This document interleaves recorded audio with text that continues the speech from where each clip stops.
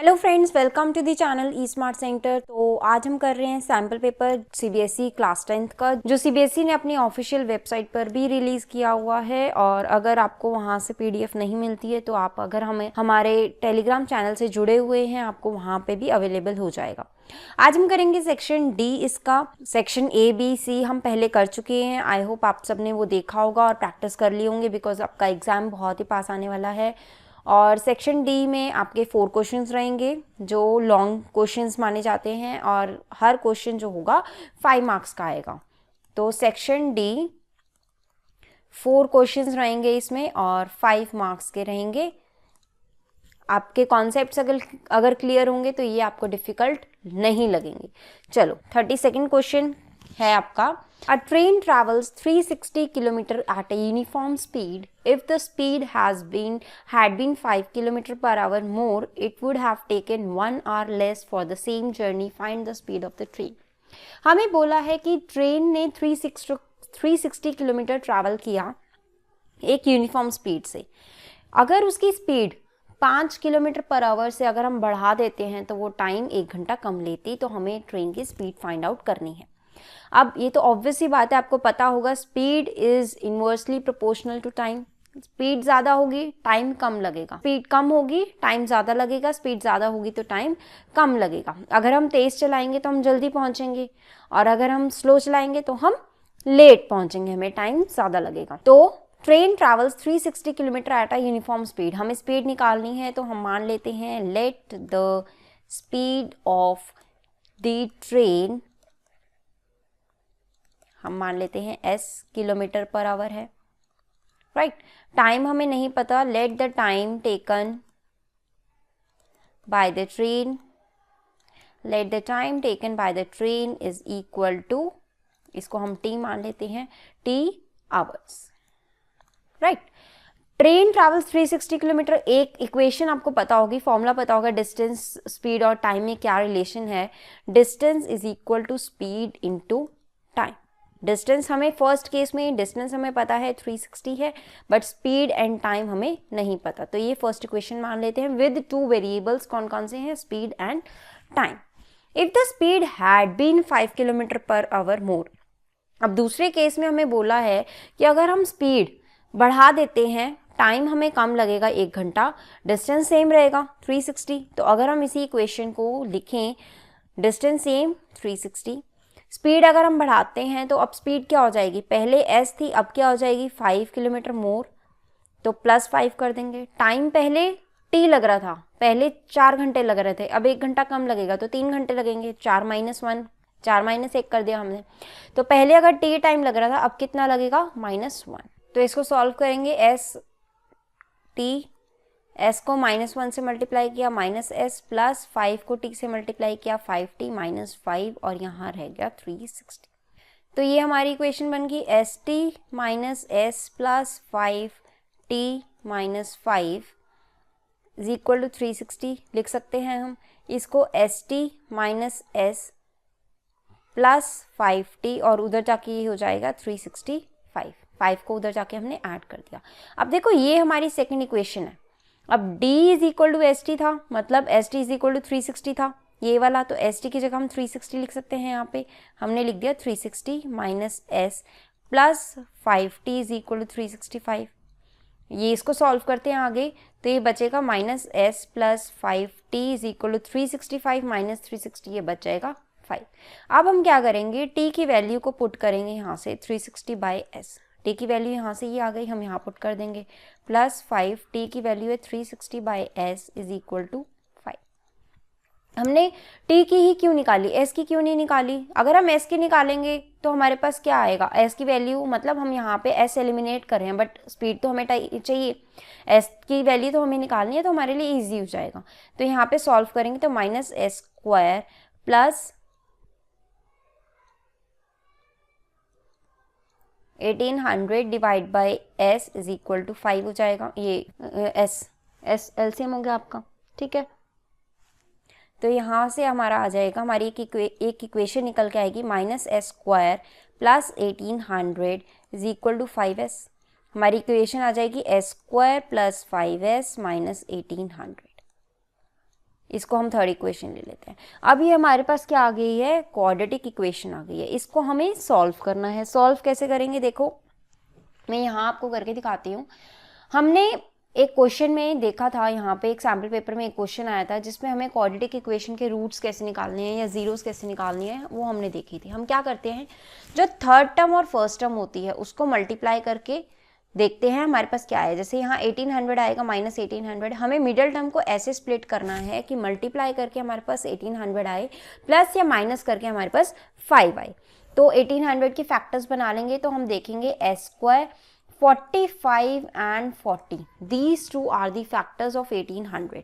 ऐसे हम देखेंगे कि ऐड करके हमारे पास क्या आ रहा है, यहाँ तो 95 हो जाएगा तो हम सब्ट्रैक्ट करेंगे, 45 माइनस 40 करेंगे तो हमारे पास मल्टीप्लाई करके 1800 आएगा और सब्ट्रैक्ट करके 5 आ जाएगा। हमें साइन भी यहाँ पे प्लस का चाहिए तो हम प्लस 45 एंड माइनस 40 लेंगे, राइट। तो s square plus 45s minus 40s, middle term को स्प्लिट कर दिया और फर्स्ट और third term as it is लिख दी। s कॉमन लिया, s प्लस 45 हो गया यहाँ पे, यहाँ माइनस 40 कॉमन लिया तो अंदर आ गया s प्लस 45, s प्लस 45 फिर से कॉमन ले लिया और यहाँ बचा s माइनस 40। अब s प्लस 45 को भी 0 के इक्वल रखेंगे तो s माइनस 45 आएगा। s माइनस 40 को 0 के इक्वल रखेंगे क्योंकि एक बार इसको 0 के इक्वल रखना है, एक बार इसको 0 के इक्वल रखना है, तो यहाँ से s आ जाएगा हमारा 40 किलोमीटर पर आवर। अब हमने s माइनस 45 क्यों नहीं लिया, s की वैल्यू को माइनस 45 इसलिए नहीं लिया क्योंकि स्पीड हमारी can never be negative, speed can never be negative, तो हम पॉजिटिव वैल्यू ही लेते हैं। तो s स्पीड आ जाएगी हमारी 40 किलोमीटर पर आवर। यूनिट्स लिखनी मस्ट है, राइट। तो हमारे पास स्पीड आ गई। टाइम हमें निकालना नहीं था, अगर हमें टाइम निकालना होता तो हम स्पीड की वैल्यू को इसमें पुट कर देते, हमारे पास टाइम आ जाता। समझ में आया। तो अब हम करते हैं 30 सेकंड का सेकंड क्वेश्चन। आप इन दोनों क्वेश्चन में से कोई भी अटेम्प्ट कर सकते हो, जो क्वेश्चन आपको अच्छे से आता है आप वो करना। सेकेंड क्वेश्चन क्या है इसका, a motorboat whose speed is 18 km per hour in still water takes 1 hour more to go 24 km upstream then to return downstream to the same spot. Find the speed of the stream. इस question का meaning क्या है, इसमें दो तीन चीज़ें हैं, वो क्या है, upstream, downstream, still water and the speed of stream. Upstream क्या है, जैसे एक रिवर है, अगर आप उस रिवर का पानी जिस फ्लो में, जिस डायरेक्शन में फ्लो कर रहा है उसी डायरेक्शन में अपनी बोट को राइड करोगे, उसी डायरेक्शन में बोट को लेकर जाओगे तो देखना आपके लिए इजी हो जाएगा उसको लेकर जाना, स्पीड आपकी बढ़ जाएगी। इसी तरीके से अगर आप जिस डायरेक्शन में फ्लो है वाटर का उसके अपोजिट अगर आप अपनी बोट को राइड करोगे तो उसका क्या होगा, उसमें स्पीड कम होगी, आपका जोर ज़्यादा लगेगा, स्पीड भी कम हो जाएगी। ठीक है, ऐसे ही अपस्ट्रीम एंड डाउनस्ट्रीम। अपस्ट्रीम क्या होता है, अपोजिट डायरेक्शन में जाना, डाउनस्ट्रीम होता है सेम डायरेक्शन में जाना। तो अपस्ट्रीम में आपकी स्पीड कम होगी, डाउनस्ट्रीम में आपकी स्पीड ज़्यादा होगी। अब स्पीड कम होगी तो टाइम ज़्यादा लगेगा अपस्ट्रीम में, डाउनस्ट्रीम में अगर स्पीड ज़्यादा होगी तो टाइम कम लगेगा। इसी तरीके से हमें यहाँ पे निकालना है स्पीड ऑफ स्ट्रीम। हमें नहीं पता स्पीड ऑफ स्ट्रीम क्या है तो हम मान लेते हैं x किलोमीटर पर आवर है। हमें दिया हुआ है motorboat whose speed is 18 kilometre per hour in still water, मतलब स्पीड ऑफ बोट हमें दिया हुआ है इन स्टिल वाटर, खड़े पानी में हमें स्पीड दी हुई है 18 किलोमीटर पर आवर। अब देखो अपस्ट्रीम स्पीड क्या होती है, डाउनस्ट्रीम स्पीड क्या होती है। अपस्ट्रीम जब आप अपोजिट डायरेक्शन में जा रहे हो आपकी स्पीड कम होगी, तो वो कैसे निकलती है, speed of boat in still water minus speed of stream. Speed in still water minus speed of stream, ये आपकी हो जाती है अपस्ट्रीम। डाउनस्ट्रीम स्पीड क्या होती है, डाउनस्ट्रीम स्पीड क्या हो जाएगी, अगर आप ऐड कर दोगे that will be your downstream speed. Speed in still water plus speed of stream, दोनों की स्पीड ऐड हो जाएगी ना। जब आप सेम डायरेक्शन में जा रहे हो, जो स्पीड आप लगा रहे हो, स्पीड ऑफ बोट जो आप स्पीड लगा रहे हो, जो आप जोर लगा रहे हो, वो प्लस पानी की जो स्पीड है वो भी तो ऐड हो जाएगी, तो दोनों ऐड होंगी डाउनस्ट्रीम स्पीड में। ठीक है, और दोनों में 1 घंटे का डिफरेंस है, मतलब अपस्ट्रीम में टाइम ज़्यादा लगेगा, डाउनस्ट्रीम में टाइम कम लगेगा, तो दोनों में डिफरेंस क्या है 1। अपस्ट्रीम में ज़्यादा लगेगा टाइम, तो आप यहाँ पे अपस्ट्रीम माइनस डाउनस्ट्रीम करोगे, टाइम क्या हो जाएगा डिस्टेंस अपॉन में स्पीड। अब अपस्ट्रीम स्पीड क्या है, speed in still water, speed in still water क्या है 18 and minus speed of stream क्या है x, तो 18 माइनस x हो जाएगा, राइट। डिफरेंस है तो माइनस लेंगे। अब डाउनस्ट्रीम स्पीड, डाउनस्ट्रीम टाइम क्या है, डिस्टेंस अपॉन में स्पीड, स्पीड डाउनस्ट्रीम की क्या है, speed in still water is 18 plus speed of stream is x, तो 18 प्लस x हो जाएगा, राइट। d कॉमन ले लेंगे और अंदर का सॉल्व कर लेते हैं। 18 minus X into 18 plus X is equal to 1।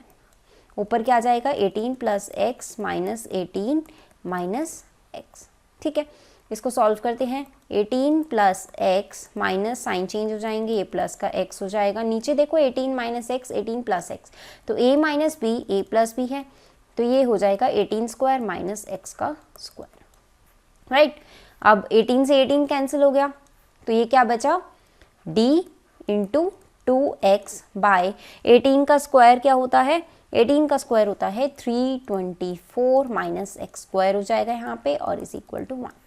तो इक्वेशन आपकी देखो d आपको पता है क्या है, d क्या है आपका, अगर मैं d की वैल्यू को लिखूंगी तो ये 24 है, तो ये हो जाएगा 48x बाय, या बाय लिखने की ज़रूरत नहीं है, आप इसको हम क्रॉस मल्टीप्लाई में ही लिख देते हैं सीधा। 48x is equal to 324 minus X square. तो इक्वेशन आपकी क्या बनेगी, X square minus X square plus 48x minus 324 is equal to 0। ये आपके पास इक्वेशन आ गई। इसके लिए आप इसको क्या करोगे, x के लिए सॉल्व कर दोगे। तो 48 को आपने ऐसे फैक्टराइज करना है कि मल्टीप्लाई करके 324 आए। यहाँ करके देख लेते हैं 324 के हम ऐसे फैक्टर्स बनाएंगे कि हमारा मल्टीप्लाई करके 324 आए और ऐड या सब्ट्रैक्ट करके 48 आए। करते हैं 3 1 ज़ा 3 3 8 ज़ा 24 3 3 ज़ा 9 3 6 ज़ा 18 3 1 2 एंड 3 4 ये 2 एंड 2। देखो 3 3 ज़ा 9 9 3 ज़ा 27 27 को 2 से मल्टीप्लाई करेंगे तो ये हो जाएगा 54 एंड दूसरा फैक्टर बनेगा आपका 6। यही लेंगे। अगर हम 54 और 6 को माइनस करेंगे तो क्या आएगा 48, और 54 इंटू 6 करेंगे तो 324 आएगा। तो X square plus 54x minus 6x minus 324 is equal to 0। Common लेते हैं x इसमें से, x प्लस 54 आ जाएगा, माइनस 6 कॉमन लेंगे तो यहाँ पे आएगा x plus 54 is equal to 0। अब फिर से कॉमन लेंगे, x माइनस 6 कॉमन आ गया और x प्लस 54 कॉमन आ गया, बीच में बचा x minus 6 is equal to 0। अब इसको भी 0 के इक्वल रखेंगे, इसको भी 0 के इक्वल रखेंगे, तो x is equal to 6 and x is equal to minus 54। And you know the speed can never be negative, तो इसको हम इग्नोर कर देंगे एंड स्पीड ऑफ स्ट्रीम हमारे पास आ जाएगी 6 किलोमीटर पर आवर। समझ में आया? ठीक है, आपको ये चीज़ याद होनी चाहिए, ये चीज़ पता होनी चाहिए कि अपस्ट्रीम में स्पीड माइनस होती है, डाउनस्ट्रीम में स्पीड प्लस होती है, और कैसे स्पीड स्टिल वाटर की ज़्यादा होती है, इसीलिए इसमें से माइनस करते हैं स्पीड ऑफ स्ट्रीम को। ठीक है, चलो नेक्स्ट क्वेश्चन करते हैं। Prove that if a line is drawn parallel to one side of a triangle to intersect the other two sides in distinct points, the other two sides are divided in the same ratio. तो एक triangle है हमारे पास, अगर हम इसको draw करें, एक triangle है, right. Prove that if a line is drawn parallel to one side of a triangle, अगर एक लाइन को हम ड्रॉ करते हैं जो कि थर्ड लाइन के पैरेलल होगी, to intersect the other two sides in distinct points, the other two sides are divided in the same ratio. इसको नाम दे देते हैं ए बी सी, इसको दे देते हैं डी एंड ई, राइट। तो हमें प्रूफ क्या करना है, गिवन क्या है, हमें गिवन क्या है वो लिखेंगे, प्रूफ क्या करना है वो लिखेंगे, और अगर कोई कंस्ट्रक्शन करनी है तो फिर हम उसको लिखेंगे। ठीक है, गिवन हमें है कि ट्राइंगल ए बी सी में हमारा डी ई पैरेलल है बी सी के, यही बोला है हमें कि एक साइड जो हमने एक लाइन ड्रॉ की है जो कि पैरेलल है थर्ड साइड के, और हमें प्रूफ क्या करना है, टू प्रूफ क्या है, हमें प्रूफ करना है कि A D by B D is equal to A E by E C. ये प्रूफ करना है हमें कि ये दोनों जो साइड्स हैं वो प्रोपोर्शनेट हैं।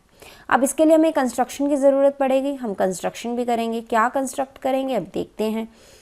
एक हम लाइन ड्रॉ करेंगे परपेंडिकुलर टू AC या फिर AE बोल सकते हैं।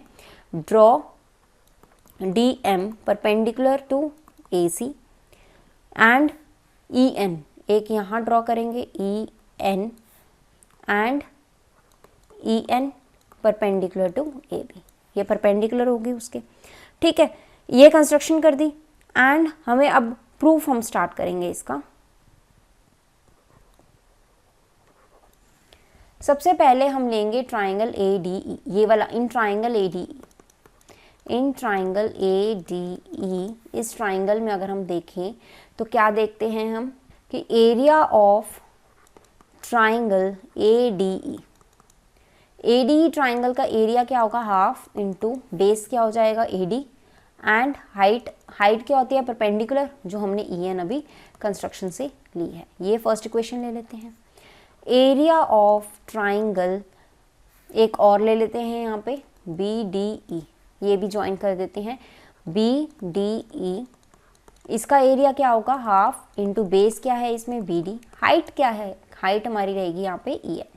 ठीक है, ये हो गई हमारी सेकेंड इक्वेशन। अगर हम फर्स्ट और सेकेंड इक्वेशन को डिवाइड कर दें, डिवाइड फर्स्ट एंड सेकेंड, तो area of triangle ADE by area of triangle BDE is equal to क्या हो गया, half into AD into EN by half into BD into EN। ये हो जाएगा, EN से EN कैंसिल, हाफ से half cancel. ठीक है, ये हमारी हो गई थर्ड इक्वेशन। ये हमने कर लिया। अब हम यहाँ पे जॉइन CD भी करेंगे, क्योंकि अब दूसरी साइड भी हमें देखनी है। ठीक है, यहाँ लिख देती हूँ मैं, एरिया ऑफ ट्राइंगल ADE, दूसरी साइड से देखते हैं, हाफ इंटू बेस क्या ले लेते हैं AE, ये वाला, हाइट क्या हो जाएगी उसके करस्पॉन्डिंग DM।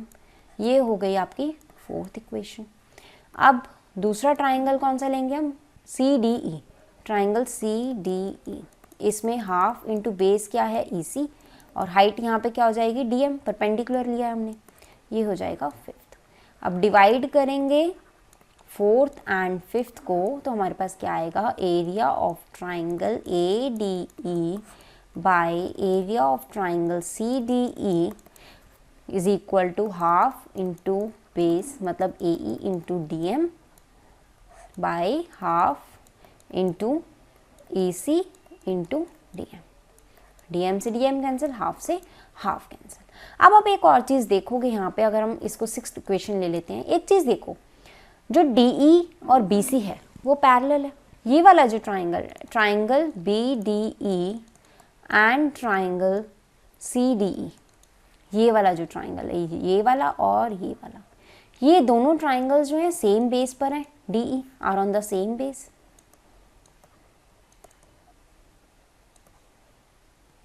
सेम बेस पर हैं और सेम पैरेलल लाइंस के बीच में हैं, and on the same and between the same parallel line DE and BC। क्यों, हमें क्वेश्चन में गिवन था D is parallel to BC। और अगर दो ट्राइंगल सेम बेस पर हैं और पैरेलल लाइंस के बीच में हैं, तो उनका एरिया क्या होता है, equal. Area of triangle BDE is equal to area of triangle CDE। ये एक प्रॉपर्टी है ट्राइंगल की। अब अगर ये इक्वल है, देखो ट्राइंगल BDE एंड और CDE, BDE ये वाला, CDE ये वाला, ये दोनों इक्वल हैं। तो अगर आप देखोगे थर्ड इक्वेशन में और सिक्स्थ इक्वेशन में, then equation third and six में देखोगे, लेफ्ट हैंड साइड ये वाली ADE अपॉन में BDE, ये भी ADE और अपॉन में BDE CDE है, और हमने बोला है कि ये दोनों ट्राइंगल्स तो इक्वल है, इन दोनों के एरियाज इक्वल है। तो क्या, अगर लेफ्ट हैंड साइड इक्वल है तो राइट हैंड साइड भी तो इक्वल हुई। तो AD by BD is equal to AE by EC। ये मैंने राइट हैंड साइड लिख दी।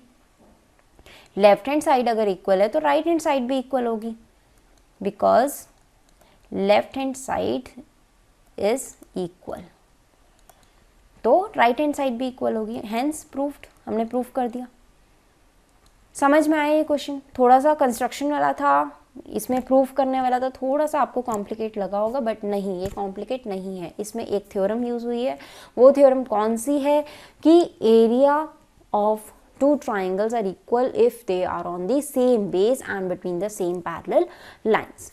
समझ में आया? चलो, इसी का नेक्स्ट पार्ट है, in triangle P Q R S and T are points on P Q and P R respectively, P S by S Q is equal to P T by T R and angle P S T is equal to P R Q, prove that P Q R is an isosceles triangle. Now the second part of this question is, in triangle PQR, S and T are the points on PQ and PR respectively. PS by SQ is equal to PT by TR and angle PST is equal to angle PRQ. Prove that triangle PQR is an isosceles triangle. तो इस question में हमें क्या given है कि एक triangle है, S and T are the points on P Q and P R respectively. तो सबसे पहले हम क्या करेंगे, ट्राइंगल ड्रॉ कर लेंगे। ट्राइंगल का नाम क्या है, पी क्यू एंड आर, ठीक है, ये हमें दिया हुआ है। S and T are the points on P Q and P R respectively. S is the point on P Q respectively है, तो जो पहले है वो पहले के ऊपर होगा और जो दूसरा है वो दूसरे के लाइन पे होगा, ठीक है। एस जो है पी क्यू पर है तो ये यहाँ हो जाएगा, and T is the point on P R, तो ये यहाँ हो जाएगा, राइट। और हमें बोला है कि पी एस, तो हम पहले लिख लेते हैं कि हमें गिवन क्या है। Given is P S by S Q, ये कौन सी साइड्स होगी, ये और ये, is equal to P T by T R, ये कौन सी है, ये वाली P T and T R. हमें प्रूफ एंड हमें क्या दिया हुआ है, एंगल पी एस टी, ये कौन सा एंगल हुआ, पी एस टी, ये वाला लाइन ड्रॉ कर लेते हैं, ये वाला एंगल हो गया, is equal to angle P R Q. P R Q कौन सा एंगल है, ये वाला। हमें बोला है कि ये angle and this angle are equal. Proof क्या करना है, टू प्रूफ है इसमें that triangle P Q R is an isosceles triangle. ये वाला P Q R is an isosceles triangle हमें प्रूफ करना है। तो सबसे पहले हम क्या करेंगे, जो हमें गिवन है प्रूफ में, हमें गिवन क्या है, P S by S Q is equal to P T by T R. ये हमें दोनों साइड्स जो हैं बोला है कि जो इनका प्रोपोर्शन है वो इक्वल है। अब बीपीटी थ्योरम थी एक, बीपीटी थ्योरम क्या थी कि अगर ट्राइंगल में दो साइड्स ये वाली पैरेलल होंगी तो वो इक्वल प्रोपोर्शन में उसको डिवाइड करेंगी, राइट। ये थी बीपीटी थ्योरम। तो कन्वर्स उसका क्या होगा, उसका कन्वर्स ये होगा कि अगर साइड्स प्रोपोर्शन में है तो वो साइड्स क्या होंगी, पैरेलल होंगी। तो हम कह देंगे बाय कन्वर्स बीपीटी थ्योरम, अगर इन साइड्स का प्रोपोर्शन इक्वल है तो ये वाली साइड और ये वाली साइड इक्वल होगी। So we can say therefore ST is parallel to QR। ST is parallel to QR। अब अगर ST is parallel to QR तो हम बोल सकते हैं ये वाला angle PST and angle PQR। So we can say that triangle angle PST is equal to angle PQR। कौन से एंगल्स, ये वाला और ये वाला, ये वाला और ये वाला एंगल इक्वल कैसे हो जाएंगे, कॉरेस्पॉन्डिंग एंगल्स। कॉरेस्पॉन्डिंग एंगल्स कौन से होते हैं, अगर कोई लाइन पैरेलल है तो ये वाला और ये वाला एंगल सेम साइड पे जो एंगल्स होते हैं वो इक्वल होते हैं, राइट। अगर ये दोनों एंगल्स इक्वल है, ये वाले एंगल और ये वाला एंगल इक्वल है, हमें गिवन क्या था, ये फर्स्ट इक्वेशन ले लेते हैं और सेकंड इक्वेशन ये ले लेते हैं, P S T is equal to angle P R Q, जो हमें गिवन है इसको हम सेकंड इक्वेशन मान लेते हैं। और ये हमें गिवन है कि ये वाला एंगल और ये वाला एंगल इक्वल है। हमने प्रूफ किया है कि ये वाला एंगल और ये वाला एंगल इक्वल है। अगर लेफ्ट हैंड साइड इक्वल है तो राइट हैंड साइड भी इक्वल होगी। Therefore angle P Q R is equal to angle P R Q. मतलब पी क्यू आर कौन सा एंगल हो गया, this one, P R Q angle हो गया ये वाला। तो ये दोनों एंगल्स क्या हो जाएंगे, इक्वल हो जाएंगे। कैसे, left hand side of equation first and second is equal, तो राइट हैंड साइड भी इक्वल होगी। ठीक है। अगर ये दोनों एंगल्स इक्वल हैं तो ये साइड्स भी तो इक्वल होंगी, P Q and P are.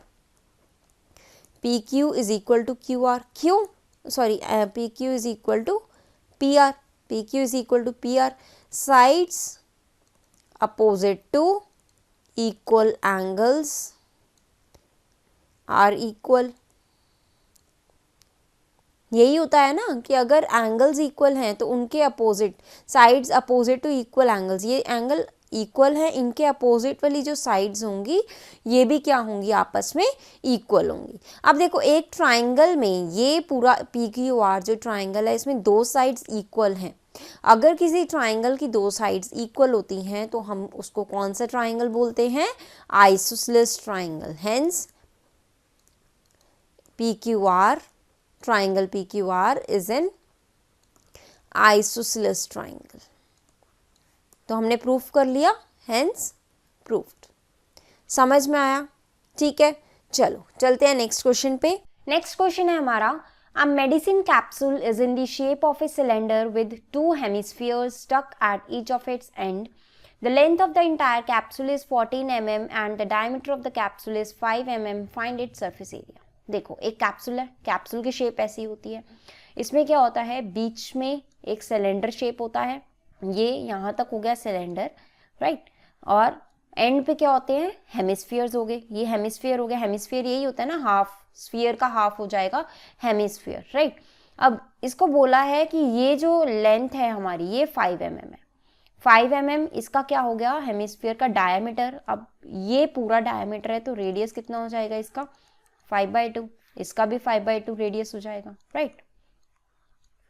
और पूरी लेंथ हमें बोली है कैप्सूल की 14 mm है, तो सिलेंडर की हाइट कितनी होगी, अगर हम ये माइनस कर दें, ये माइनस कर दें तो हमारे पास सिलेंडर की हाइट बच जाएगी। और ये कितना है, ये रेडियस जितनी है ये 5/2 है, ये 5/2 है, इधर से 5/2 कितना हो गया 5। अब टोटल 14 में से 5 को माइनस कर देंगे तो कितना बचेगा 9, और वो हमारी सिलेंडर की हाइट हो जाएगी। तो मतलब ये हो गया हमारा 9, राइट। अब हमें निकालना है सरफेस एरिया। सरफेस एरिया के लिए यहाँ पे आपको दो चीजें पता होनी चाहिए, एक तो हेमिस्फीयर का सरफेस एरिया क्या होता है और एक सिलेंडर का सरफेस एरिया क्या होता है। बिकॉज हमें क्या निकालना है, surface area, total surface area हमें निकालना है। तो सरफेस एरिया ऑफ सिलेंडर में ऐड करना होगा 2 times of surface area of hemisphere. यही तो करना है हमें हेमिस्फीयर 2 हैं तो 2 टाइम्स कर दिया, और सिलेंडर के सरफेस एरिया को हमें ऐड करना है टोटल सरफेस एरिया निकालने के लिए। अब सरफेस एरिया ऑफ सिलेंडर का फॉर्मूला होता है 2πRh plus 2 times surface area of hemisphere क्या होता है 2πr²। ठीक है, अब इसको सॉल्व कर लेते हैं। अब रेडियस और हाइट हमने देख ही लिया है, क्या है, रेडियस 5/2 है, हाइट हमारी क्या है, सिलेंडर की 9 है हाइट, और रेडियस तो देखो यही होगा ना, रेडियस तो यही होगा 5/2। तो 2πr कितना है 5/2, h कितना होगा सिलेंडर का 9 प्लस 2 × 2 × 22/7 × r कितना है यहाँ पे 5/2 का स्क्वायर। ये होगा, इसको सॉल्व करें।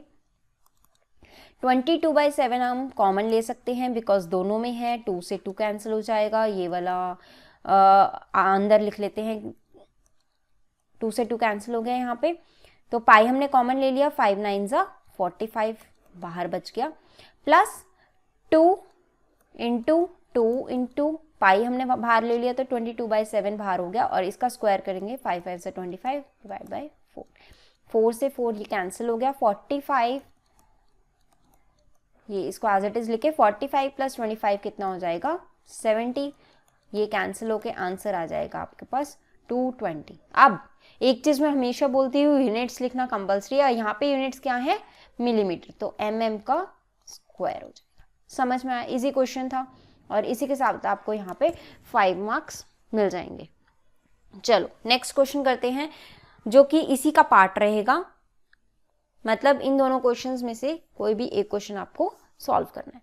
Question is, a gulab jamun contains sugar syrup up to amount 30% of its volume. Find approximately how much syrup would be found in 45 gulab jamuns, each shaped like cylinder with two hemispherical ends with length 5 cm and diameter 2.8 cm.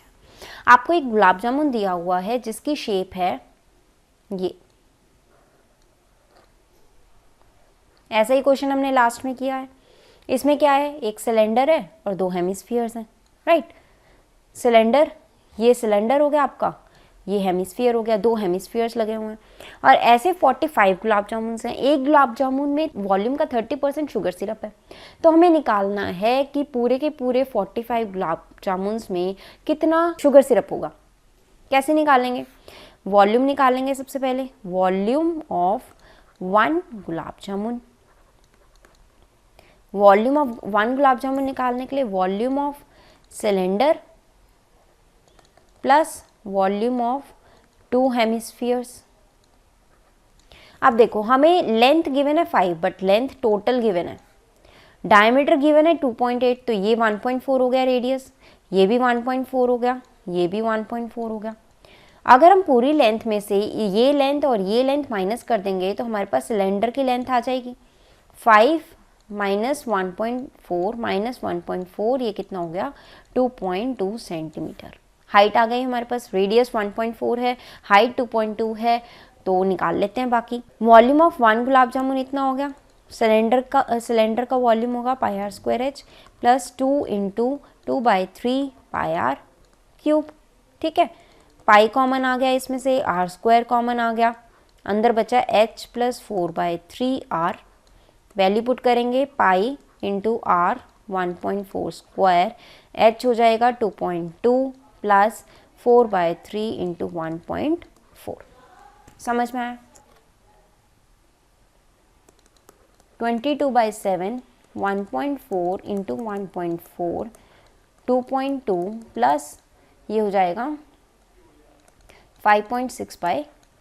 ठीक है, अब ये 1 गुलाब जामुन का है। अगर हमें volume of 45 gulab jamun निकालना है तो हम 45 से मल्टीप्लाई कर देंगे, राइट। तो 45 इंटू 22/7 इंटू इसको 1.4 इंटू 1.4 लिख लेते हैं, और ये अगर एलसीएम ले हम तो 6.6 प्लस 5.6/3 हो जाएगा। इसको सॉल्व करते हैं, 10 यहाँ आ गया, 7 2 14, ये भी 10 ले लेते हैं, ये 5 9 45। इसको फर्दर सॉल्व नहीं कर पाएंगे तो हम यहाँ लिखेंगे 9 इंटू 22 इंटू 14/10, और ये 6 और 5 11, 12.2 आ जाएगा, ये 12.2/3, ये 10 यहाँ आ गया। ठीक है, इतना हमने सिंप्लीफाई कर लिया। अब 3 3 9 कैंसिल कर सकते हैं इसको हम, तो 66 इंटू 14/10 इंटू 122/10, ये हो गया हमारा वॉल्यूम ऑफ 45 गुलाब जामुन। अब एक गुलाब जामुन में 30% शुगर सिरप था, अगर हम इसको 30% से मल्टीप्लाई कर दें तो 30% इंटू 66 इंटू 14 इंटू 122/100, एक ज़ीरो से एक ज़ीरो कैंसिल कर सकते हैं। अब इसको मल्टीप्लाई कर लेंगे, 3 6 18 18 और 19 इंटू 14 इंटू 122/1000। अगर इसको मल्टीप्लाई करोगे तो ये आ जाएगा 338.184 सेंटीमीटर स्क्वायर। ठीक है, इतना आंसर आ जाएगा आपके पास। ये आ गया 30% शुगर सिरप जो है वो 45 गुलाब जामुन का आ गया। यहाँ कैलकुलेशन थोड़ी सी टफ है, ये आपको मैनुअल कैलकुलेट करना पड़ेगा।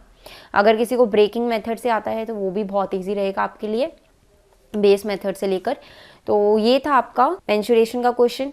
तो चलते हैं अपने नेक्स्ट क्वेश्चन में, 35th question. The following table gives the distribution of the life time of 400 neon lamps, find the average life time of A lamp. आपको लाइफ टाइम में एक इंटरवल्स दिया हुआ है आवर्स का, नंबर ऑफ लैम्प्स दिए हुए हैं, आपको निकालना है average life time of A lamp. देखो, एवरेज निकालने का फॉर्मूले क्या क्या होते हैं, एक तो 3 मेथड्स होते हैं इसके बेसिकली, डायरेक्ट मेथड, एक होता है assumed mean method, and the next is step deviation method. Direct method आप वहीं यूज़ कर सकते हो जहां कैलकुलेशन इजी होगी, अदरवाइज जहां नंबर्स बड़े होंगे डायरेक्ट मेथड का कोई यूज़ नहीं है, कैलकुलेशन बहुत ज़्यादा बड़ी हो जाएगी। जैसे मैं आपको एग्जांपल के लिए बता देती हूँ, आप इसका x निकालोगे, x होता है मिडल टर्म, ये जो क्लास इंटरवल दिया हुआ है इसका मिडल टर्म हो जाएगा 1750, ये हो गया 2250, ये हो गया 2750। तो इसको इससे मल्टीप्लाई करोगे फिर डिवाइड करोगे, डायरेक्ट मेथड बहुत लंबा हो जाएगा। ठीक है, पहली बात तो इसको इससे मल्टीप्लाई करना ही बहुत बड़ा टाइम कंज्यूमिंग मेथड है, तो इसको हम डायरेक्ट मेथड को यूज़ नहीं करते। स्टेप डेविएशन या एज्यूम्ड मीन मेथड्स हैं जो थोड़ी सी कैलकुलेशन इजी कर देते हैं। एज्यूम्ड मेथड से भी ज़्यादा इजी स्टेप डेविएशन है क्योंकि इससे कैलकुलेशन हमारी और इजी हो जाती है। मैं आपको स्टेप डेविएशन से करवाऊंगी। स्टेप डेविएशन स्टार्ट करने के लिए हमें क्या निकालना है, एक्स आई। एक्स आई क्या होता है, एक्स आई होता है आपका क्लास मार्क। क्लास मार्क कैसे निकलता है, upper limit plus lower limit divide by 2।